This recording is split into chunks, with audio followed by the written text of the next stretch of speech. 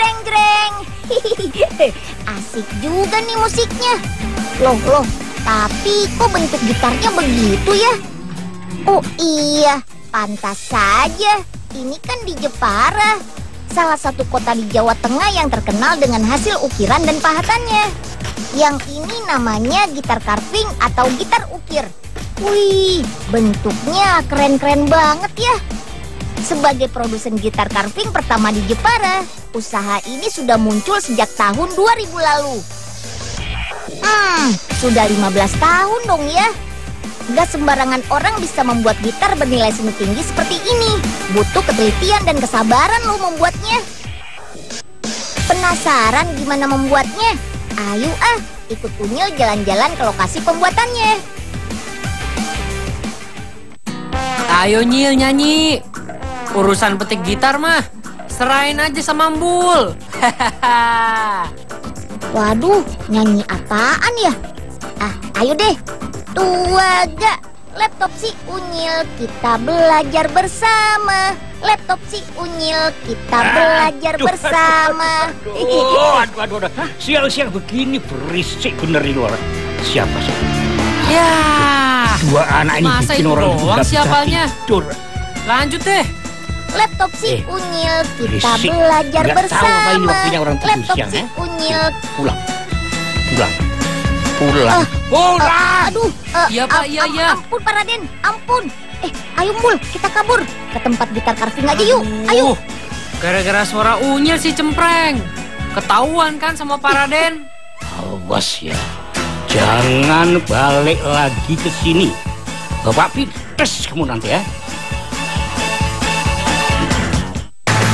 Pertama kali, yuk siapkan kayunya. Membuat gitar carving menggunakan kayu lokal seperti ebony dan mahogany, dan kayu impor seperti alder, rosewood, dan maple. Potong kayu sesuai kebutuhan. Nah, baru deh cetak pola di atas kayu yang sudah terpotong. Ayo Farel, dibantu ya omnya. Haluskan juga bagian permukaan kayunya agar rapi dan rata. Serut-serut. Kemudian oleskan lem pada kedua bagian dalam kayu yang sudah dipola menjadi bodi gitar. Ikat kuat di setiap ujungnya dan tunggu sampai benar-benar merekat selama 3 jam. Sip, waktunya memotong nih. Gunakan mesin potong besar ini untuk mendapatkan hasil potongan rapi sesuai pola.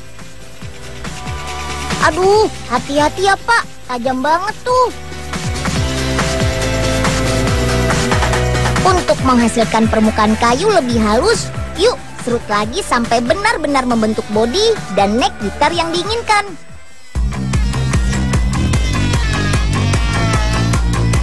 Selanjutnya kita buat tanda berbentuk lingkaran di beberapa bagian bodi gitar. Tujuannya untuk penempatan beberapa komponen nanti. Baru deh dibor sampai berlubang. Terus mas.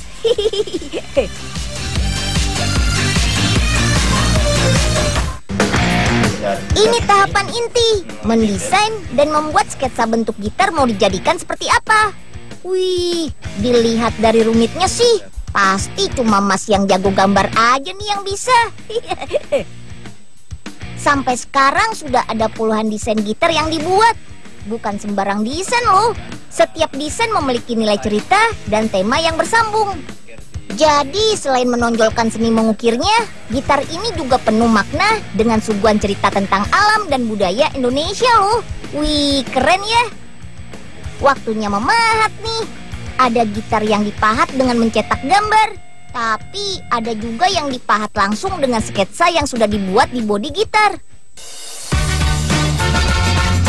Wah, lihat deh, pisau pahatnya saja beraneka ragam tuh. Fungsinya pun berbeda-beda tiap pisaunya. Memahat dan mengukir gitar sampai tuntas gak bisa dilakukan dalam sehari. Bahkan bisa sampai berminggu-minggu loh. Bodi dan neck selanjutnya dicat sesuai selera. Terakhir, semprot cat yang fungsinya mengkilapkan gitar. Jemur sampai benar-benar kering deh. Siap rangkai. Ayo, perhatikan ya masing-masing komponennya. Salah pasang bisa jadi nggak muncul suara gitarnya nih. Dalam satu rangkaian gitar terdiri dari beberapa bagian. Di antaranya body, neck, headstock, tuning patch, pick up, tremolo, bridge, dan snare. Semua bagian dirangkai menjadi satu sampai membentuk gitar listrik yang utuh. Coba deh, sekarang kita tes suaranya ya, Mas. Sip, berhasil. Gitar ini dijual mulai dari 5 juta sampai 25 juta rupiah. Gak cuma di Indonesia pencintanya, tapi sudah sampai ke Amerika, Inggris, Belanda, Dubai, dan Malaysia. Keren banget kan? Ayo Kak Garin, sekarang waktunya unjuk kebolehan nih. Kalau gini sih, Unyil cuma bisa joget deh, gak bisa petiknya.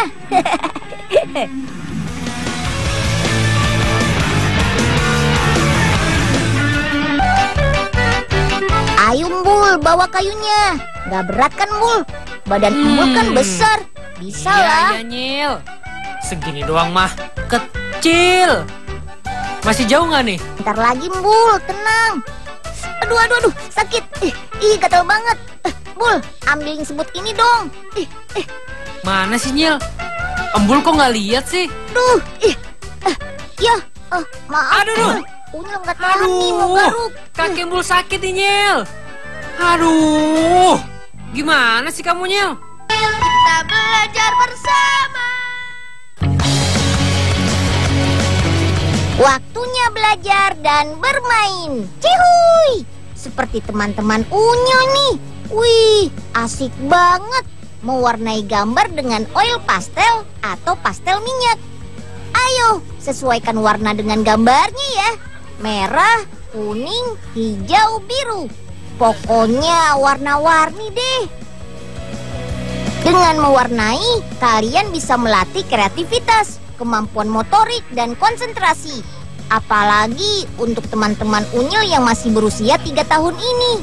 Bisa sekalian belajar mengenal warna loh. Wah, keren banget kan hasil karya Suci dan teman-teman. Biar tambah pintar, yuk sekarang Unyil ajak teman-teman ke pabrik pembuatan pastel minyak. Lokasinya ada di daerah Jati Uwung, Tangerang. Let's go! Asik! Melanie punya pastel minyak baru. Warnain wortelnya dengan warna orange. Memang. Di sini lah. Di mana sisi engkong? Hah? Ayah, Tuh, engkong manggil tuh. Iya, engkong. Bentar. Melanie ke sana. Ini kok gambarnya belum selesai diwarnain. Mumpung Ogah lagi rajin, Ogah selesain deh warnanya. Nah, gampang begini. Aduh, kok patah sih? Loku, Pak Ogah, ngapain? Aduh, gambarnya kok dicoret-coret sih? Pastel minyaknya juga dipatahin lagi. Pokoknya Pak Ogah harus ganti. Buat makan aja susah. Pak Ogah nggak punya uang buat beli yang baru. Pokoknya harus ganti. Udah Melan, nanti diganti. Ayo Pak, ikut Unyil ke pabrik pastel minyak. Untung ada Den Unyil. Makasih Den. Den Unyil aja yang pergi. Pak Ogah tunggu di sini ya. Enak aja. Ayo Pak Ogah ikut. Melani tunggu ya. Pabrik alat tulis ini berdiri tahun 1971. Baru 3 tahun belakangan ini membuat pastel minyak. Pabrik ini pertama dan satu-satunya pembuat pastel minyak di Indonesia loh. Mantap deh.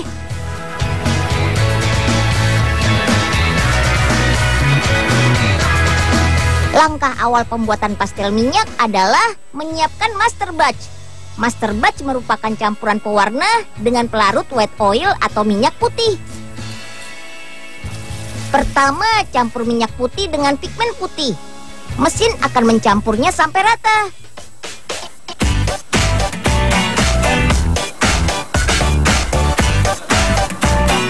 Selanjutnya masukkan pigmen oranye. Karena hari ini kita akan buat pastel minyak berwarna oranye, warna pigmennya harus disesuaikan dengan warna pastel minyak ya. Aduk kembali selama 15 menit. Oke, sip deh. Setelah 15 menit, pewarna oranye ini harus dipindahkan ke mesin 3 raw mill nih. Di mesin ini akan terjadi tahap pemadatan warna. Dengan melewati gulungan ini, warna akan semakin menyatu dan memadat. Ayo, gulung-gulung terus. Hasilnya siap ditampung deh. Oke, lanjut ke tahap berikutnya yuk. Sekarang waktunya tahap pencampuran. Yuk, masukkan master batch oranye yang tadi kita buat. Lalu tambahkan minyak putih ke dalam tangki pencampur. Bahan selanjutnya adalah wax atau lilin. Lilin cair ini bersuhu 80 sampai 85 derajat Celcius. Wah, panas nih. Hati-hati ya, Mas. Lilin ini berfungsi sebagai bahan pengeras pastel minyak di saat kondisi suhu ruang 25 derajat Celcius. Nah, adanya campuran minyak dan lilin inilah yang membuat tekstur pastel minyak menjadi lembut, mudah melekat di kertas, dan warnanya menjadi terang.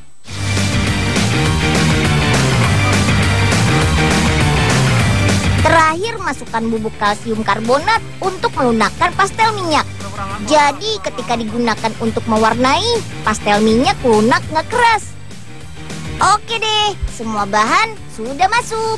Aduk terus sampai tercampur rata. Come on, kita lanjut ke tahap pencetakan. Ini mesin cetaknya. Mesin yang akan mencetak dari adonan cair menjadi batangan pastel minyak. Adonan harus tetap diputar seperti ini. Tetap dipertahankan bersuhu 80 sampai 85 derajat Celcius. Bagian mesin yang berfungsi sebagai pompa ini akan memindahkan adonan dari tangki ke lubang-lubang pencetak ini.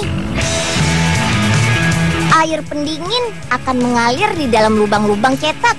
Suhu adonan yang awalnya 80 sampai 85 derajat akan turun menjadi 25 derajat Celcius. Adonan pun akan berubah dari cair menjadi padat. Dalam hitungan setengah menit, 1, 2, 3. Yeay! 12 pastel minyak keluar dari lubang pencetak. Tusuk kayunya membantu mengeluarkan pastel minyaknya tuh. Dalam waktu 1 jam, mesin ini bisa mencetak 7.000 pastel minyak loh. Ada pastel minyak merah yang sedang dibuat juga tuh. Pabrik ini sudah membuat 55 jenis warna pastel minyak.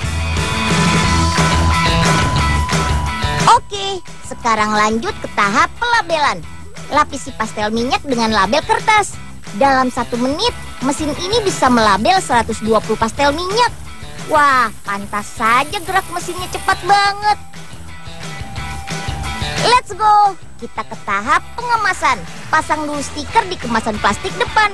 Lalu pasang juga tempat pastel minyaknya. Baru deh susun pastel minyak berbagai warna. Ada 5 jenis kemasan. Dari yang isinya 12, 18, 24, 36, sampai 55 warna.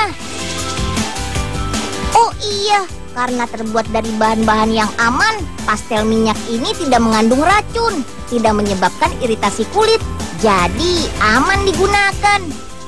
Untuk melindungi kemasan, bungkus dengan plastik. Untuk merekatkan, masukkan ke mesin shrink wrap atau mesin pembungkus.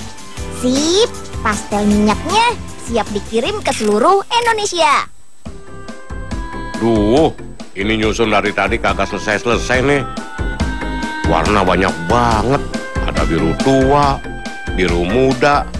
Sekalian aja biru setengah tua sama biru setengah muda. Ya, Pak Oga ngedumel aja sih. Ayo Pak, buruan. Sudah selesai belum? Sudah ditunggu Melani nih. Kalau cuma 5 warna sih cepet. Ini warnanya ada puluhan, Den. Pusing pala Barbie. Maksudnya pala Pak Oga. Pak Oga, alasan aja nih. Udah, Aduh. ayo Pak. Sakit kejepit nih tangan Pak Oga. Aduh. Maaf Pak Oga. Unyil nggak sengaja. Wow, siapa sih yang nggak kenal batu akik? Akhir-akhir ini batu akik mulai digemari banyak orang loh. Gak cuma kalangan pria saja, ibu-ibu juga suka tuh pakai perhiasan dari batu akik, seperti cincin, gelang, ataupun liontin kalung ini. Di Indonesia, ada ratusan jenis batu akik yang berasal dari berbagai daerah, mulai dari Sabang sampai Merauke. Salah satunya adalah batu akik dari Kalimantan Timur ini. Namanya batu fosil kayu ulin, yaitu jenis batu akik yang berasal dari fosil kayu ulin berusia jutaan tahun. Penasaran dengan batu fosil kayu ulin ini? Ayo deh, ikut Unyil. Kita cari batunya dulu. Ada Caca, Dudin, dan Jack. Wah, pasti mereka lagi pada nyari batu tuh. Wih, bener kan? Mereka dapat tuh. Bebatuan khas Kalimantan Timur bisa kita temukan di kawasan hulu sungai dan pedalaman hutan, seperti di sekitaran air terjun Bukit Biru yang ada di daerah Tenggarong ini. Oke, kita bawa ke kota yuk. Cari perajin batu akik yang bisa mengolahnya. Batu akik ini nggak ada matinya loh. Koleksi sebanyak ini bisa laku sampai ratusan juta pasti. Wah, banyak banget Pak koleksi batunya. Jenis apa aja nih Pak? Nak Unyil nggak akan ngerti. Kamu kan anak kecil. Ini semua ya Pak Raden dapatkan dari berbagai daerah di Indonesia. Iya sih Pak, Unyil kurang paham sih kalau masalah batu-batuan begini. Ada batu bareng nggak Pak? Aduh, pagi-pagi udah sok gosok batu. Kayak Anda ada kerjaan lain aja Pak Raden ini. Gosok batu akik juga bukan batu sembarangan loh. Ini semua ya sama harganya dengan lahan besi tua Ibu Julia. Alah, jangan sombong dulu sampean Pak. Kalau cuma tuh batu kerikil kayak begini, saya punya banyak di rumah. Ayo Nyil, antar Bu Juria dulu ambil tuh batu. Loh, batu apaan Bu? Aduh. Di Tenggarong ada perajin batu akik yang terdiri dari sekumpulan ibu rumah tangga. Pelopornya bernama Ibu Rahayu. Nah, kebetulan nih Caca dan teman-temannya bawa batu temuan mereka ke Bu Rahayu ini. Sip, langsung saja yuk kita proses. Pertama, buat garis pada batu untuk menandai batas saat akan dipotong. Baru deh potong batunya menggunakan mesin. Pastikan mesin pemotongnya benar-benar tajam ya, biar hasil potongannya lebih rata dan sempurna. Ayo Bu, kita mulai. Potongan-potongan batu ini selanjutnya tinggal dibentuk sesuai keinginan. Bisa untuk cincin, gelang, ataupun liontin. Untuk kali ini kita buat liontin saja yuk. Widih, si Jack nggak mau kalah nih. Dia lagi mengolah batu untuk liontin. Mengolah bebatuan seperti ini butuh keahlian khusus dan juga jiwa seni loh. Karena proses memotong dan menggosoknya tidak boleh sembarangan. Nah, hasil siapa nih yang paling bagus? Oke deh, waktunya gosok gigi nih.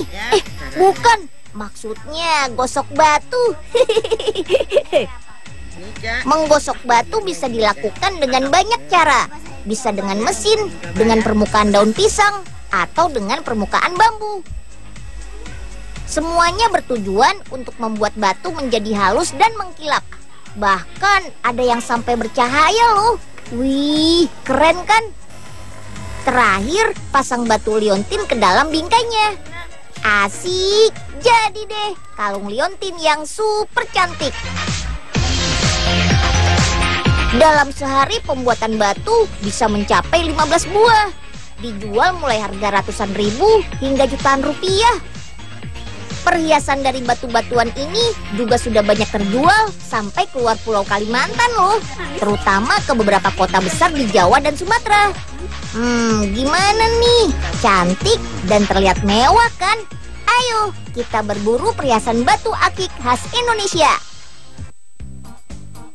Nah, sudah sampai tak ya? Sekarang, ayo Nyil kita cari batunya. Ah, loh, kok nyari di sini sih, Bu? Katanya mau ambil di rumah. Aduh, mana tempatnya serem lagi. Unyil nggak mau ikut ah. Nunggu di sini aja. Aduh, kok takut kamu Nyil? Ya sudah, biar Bu Juria cari sendiri saja kalau begitu. Waduh, apa ini? Aduh, tolong, tolong.